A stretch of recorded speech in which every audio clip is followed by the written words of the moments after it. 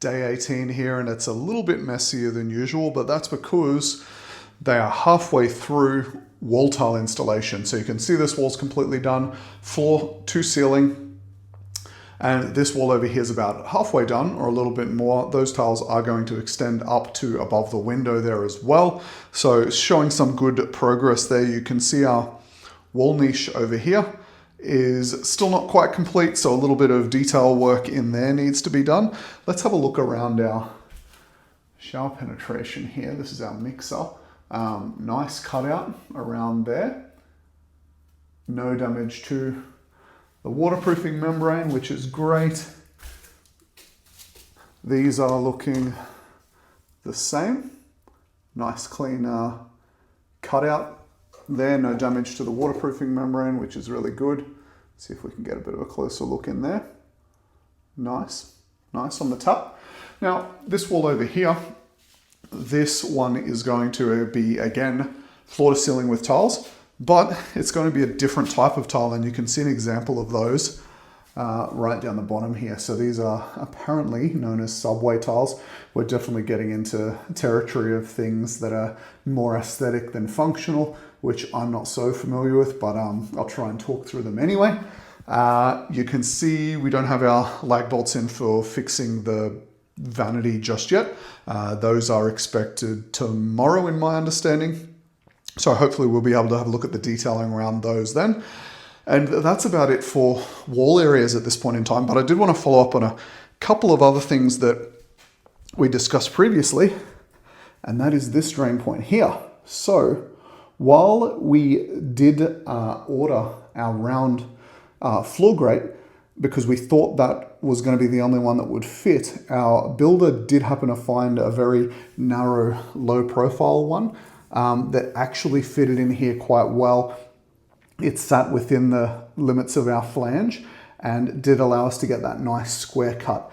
There was a little bit of a concern about how nice and clean a round cut would be around the outside of that drain, so square is a lot easier to do. So we ended up sort of thinking that the square one would match the shape of the tile to an extent rather than putting a round one in there, so we did go with this one. But while we were considering our options, our round floor grate that we had ordered did actually arrive. So even though we're not going to be able to, wanting to use it, I'm going to show you what it looks like. So that's how that came. And I initially thought, hold on, did I order the wrong one here? And then I realized, because it is supposed to be a smart tile insert. But then what I realized is that it is actually reversible, I believe. So if you want the tile insert, you turn that around like that, and that's how it looks. So that's a pretty cool feature. I'm not sure who would want to see this brushed metal look sitting in the middle of their bathroom like that, but it is interesting to know that it's reversible. So on that note, let's have a look at what this one looks like.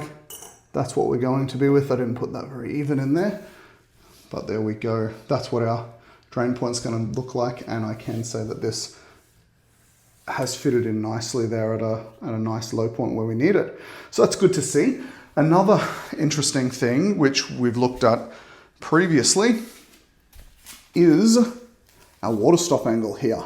So this plastic angle has been cut down now, but you can see we've still got exposed waterproofing that's been applied to that angle because our tiles do change in height.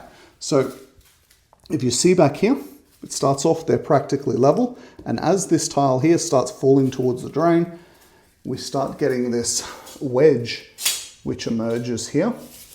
And that's effectively going to remain exposed because when we install our shower screen, it's going to sit on top here. It's going to connect in with that wall water stop angle and sit directly on our other water stop angle here, which would result in us having a bit of an ugly exposed waterproofing membrane there, which we definitely don't want. So what we've done is made a custom aluminum trim angle down there, and that'll need to be fixed in place. You can see how it tapers out from being thicker right here, and it tapers back to practically zero here.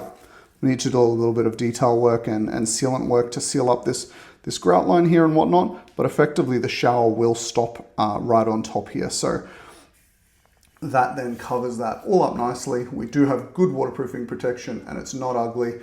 So what more could you ask for? So that's effectively everything for today. I think after tomorrow we should be looking at all of our wall tiling completed in here. So I'll look forward to showing you how that turns out.